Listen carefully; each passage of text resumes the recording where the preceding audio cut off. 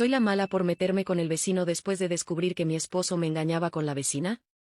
Llegué temprano a casa un jueves por la tarde porque me cancelaron una reunión de última hora, y lo primero que vi cuando entré al salón fue un teléfono sobre los cojines del sofá, un teléfono que no era el mío ni el de Marcos, con una funda rosada que reconocí inmediatamente porque la había visto cientos de veces, porque era el teléfono de Daniela, mi vecina, la mujer que vivía en el apartamento de enfrente y con quien yo tomaba café cada 2 semanas porque me parecía una buena persona. Me quedé parada mirando ese teléfono durante varios segundos sin moverme, porque el cerebro tarda un momento en procesar lo que los ojos ya vieron, y cuando finalmente procesó todo lo que ese teléfono significaba, todo lo que implicaba que estuviera ahí, entre los cojines de mi sofá, en mi sala, en mi casa, sentí algo que no era exactamente tristeza sino algo más parecido a una claridad brutal y fría que llegó de golpe y que no tenía ninguna intención de irse.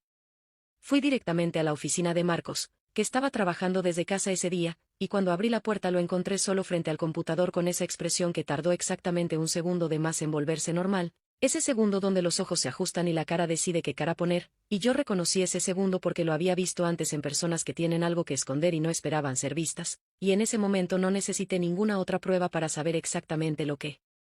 había pasado en mi casa mientras yo no estaba. Le pregunté si alguien había venido, y me dijo que no, que había estado solo todo el día, con esa naturalidad de quien ha practicado la mentira suficientes veces como para decirla sin que le tiemble la voz, y yo asentí, dije que bueno, volví al salón, tomé el teléfono de Daniela, lo puse sobre la mesa del comedor donde Marcos pudiera verlo cuando saliera de la oficina, y me fui a preparar un café a la cocina con esa calma particular de quien acaba de tomar una decisión que no tiene vuelta atrás. Marcos tardó 4 minutos en salir de la oficina, y cuando me encontró en la cocina con el café en la mano y el teléfono de Daniela visible sobre la mesa su cara hizo exactamente lo que yo esperaba que hiciera, que fue quedarse completamente blanco durante un segundo antes de intentar construir una explicación que los dos sabíamos que no existía, y yo lo miré tomar aire para hablar y le dije que no se molestara, que no necesitaba escuchar nada esa noche, que iba a salir a caminar y que cuando volviera quería el apartamento para mí sola. Salí y caminé durante casi una hora sin rumbo fijo, procesando en silencio todo lo que acababa de entender, y lo que más me sorprendió no fue el dolor sino la velocidad con que ese dolor se convirtió en otra cosa, en esa determinación fría y limpia de quien sabe exactamente lo que tiene que hacer y no va a permitir que nadie ni nada se lo impida, porque yo no soy de las personas que explotan ni de las que lloran en público ni de las que le dan a nadie la satisfacción de verlas derrumbarse, soy de las que observan, procesan, planean, y cuando finalmente se mueven ya no hay nada que las detenga. Cuando volví al apartamento Marcos estaba sentado en el salón esperándome con esa expresión de quien ha estado preparando lo que va a decir durante una hora y al mismo tiempo sabe que ninguna preparación es suficiente para esa conversación, y antes de que abriera la boca le dije que esa noche no íbamos a hablar, que yo necesitaba tiempo para pensar con claridad y que él tenía que respetar eso, y algo en mi tono le dijo que no era el momento de discutir, y asintió, y nos fuimos a dormir en silencio como dos personas que comparten una cama pero ya no comparten absolutamente nada más.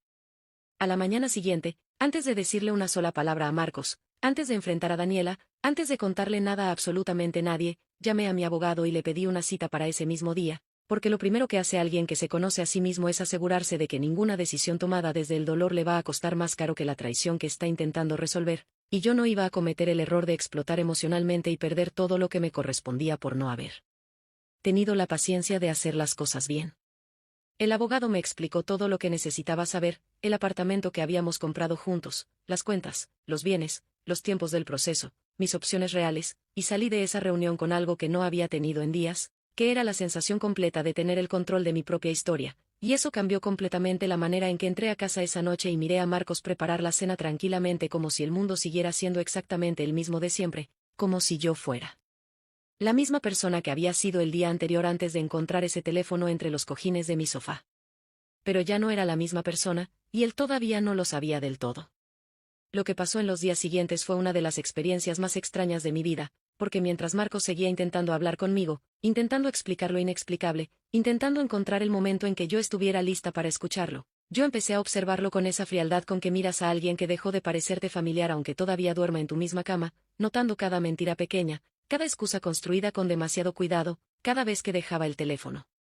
boca abajo sobre la mesa o salía al balcón a contestar llamadas que supuestamente eran del trabajo, y lo que más me sorprendía no era la traición en sí sino la tranquilidad con que la había manejado durante tanto tiempo, esa comodidad de quien lleva meses mintiendo y ya no distingue entre la mentira y la verdad. Fue durante esos días cuando empecé a hablar más con Sebastián, el vecino que vivía en el apartamento del fondo desde hacía unos meses y con quien nunca habíamos tenido más que saludos corteses en el pasillo, Hasta aquella noche en que se me cayó una bolsa del supermercado justo frente al ascensor y él apareció para ayudarme a recoger las cosas que rodaron por el suelo, y terminamos hablando durante casi una hora sentados en el pasillo porque ninguno de los dos tenía prisa por entrar a su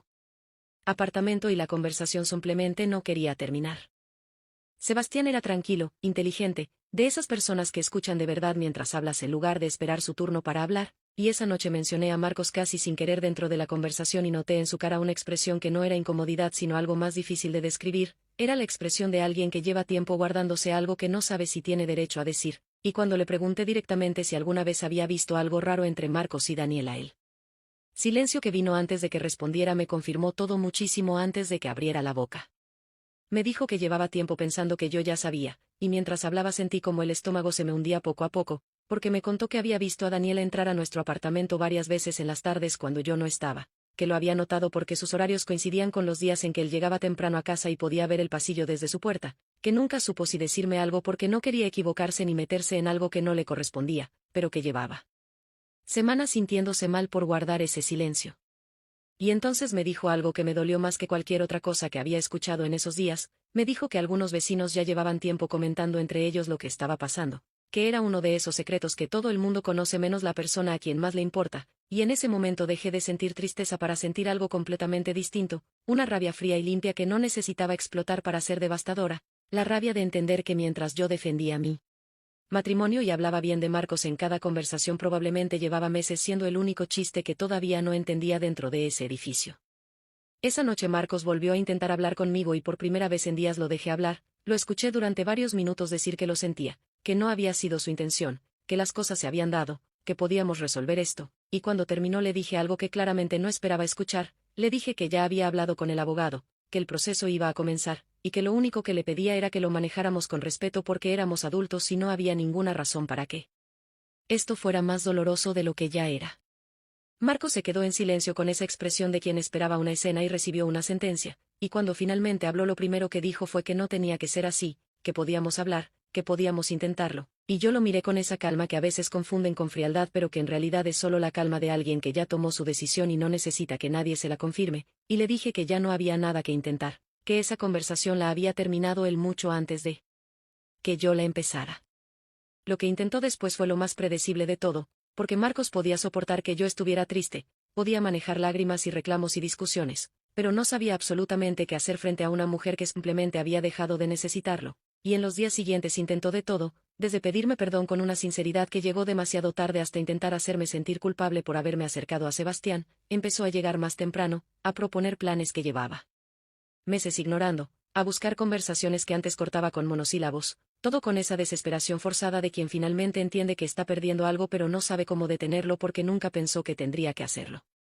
Le dije una sola vez que no tenía ningún derecho a preguntarme nada sobre mi vida, y que si quería hablar de algo podía hacerlo a través del abogado, y después de eso simplemente dejé de responder a cualquier intento de conversación que no tuviera que ver con los trámites del divorcio, porque hay un momento en que la mejor respuesta que puedes darle a alguien que te faltó el respeto durante meses es simplemente tu silencio, no como castigo sino como consecuencia natural de haber tomado una decisión irreversible. Lo que pasó con Sebastián no fue una venganza ni un plan ni una decisión tomada desde la debilidad, fue algo que ocurrió 3 meses después de que Marco se fuera del apartamento, cuando yo ya estaba viviendo sola y el divorcio estaba en proceso y mi vida era completamente mía de una manera que no había sido en años, y una tarde de domingo en que estábamos en su apartamento escuchando música y hablando de nada importante algo cambió en el aire de una manera que los dos sentimos al mismo tiempo. Y ninguno fingió no sentir, y lo que pasó después fue una decisión libre de dos personas que no le debían explicaciones a absolutamente nadie. Daniela se enteró semanas después, no por mí sino porque en un edificio pequeño las cosas se saben aunque nadie las diga, y una mañana me la encontré en el pasillo y noté en su cara algo que no esperaba ver, no era vergüenza sino rabia, la rabia específica de alguien que acaba de perder algo que creía tener asegurado, porque resulta que cuando Marco se fue del edificio ella también perdió lo que tenía con él, y aparentemente había estado mirando a Sebastián como una posibilidad mientras eso pasaba, y verme a mí con él fue exactamente lo que necesitaba para terminar de perder la compostura.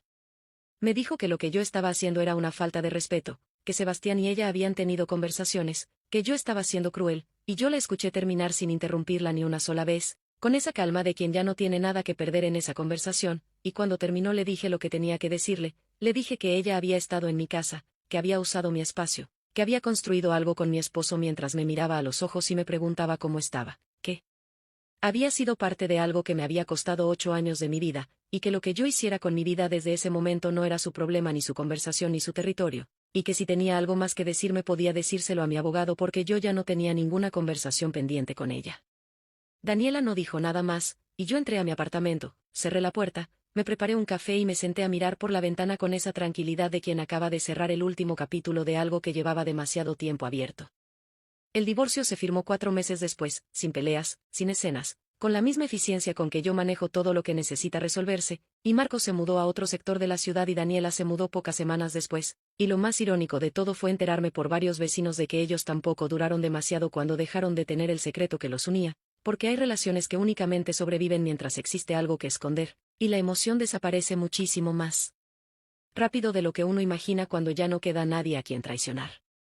Sebastián y yo seguimos viéndonos, despacio, sin etiquetas, construyendo algo que no tiene la prisa de quien necesita reemplazar lo que perdió sino la calma genuina de quien por primera vez en mucho tiempo está eligiendo desde un lugar que no es el miedo ni la costumbre sino el deseo real de estar exactamente donde está. La gente que sabe lo que pasó tiene opiniones divididas, hay quienes dicen que lo de Sebastián fue una venganza, hay quienes dicen que debí manejar las cosas de otra manera, hay quienes simplemente no saben qué decir, y yo escucho todo eso con la misma tranquilidad con que escuché a Daniela en el pasillo ese día, porque las opiniones de las personas sobre tus decisiones son directamente proporcionales a que tampoco conocen lo que viviste para tomarlas. Al final entendí algo que parece simple pero que cuesta mucho tiempo aprender, que no necesitaba destruir a nadie para recuperar mi tranquilidad, que lo único que necesitaba era tomar mis decisiones desde un lugar de claridad y dejar que cada quien enfrentara las consecuencias de las suyas, que es exactamente lo que pasó sin que yo tuviera que mover ninguna pieza para que ocurriera. ¿Soy la mala de esta historia? Puede ser, depende de quién la cuente y desde dónde la mire, pero lo que sí sé con certeza es que soy la única que duerme tranquila todas las noches, la única que no tuvo que cambiar de edificio ni de ciudad ni de vida para seguir adelante, la única que terminó exactamente donde quería estar.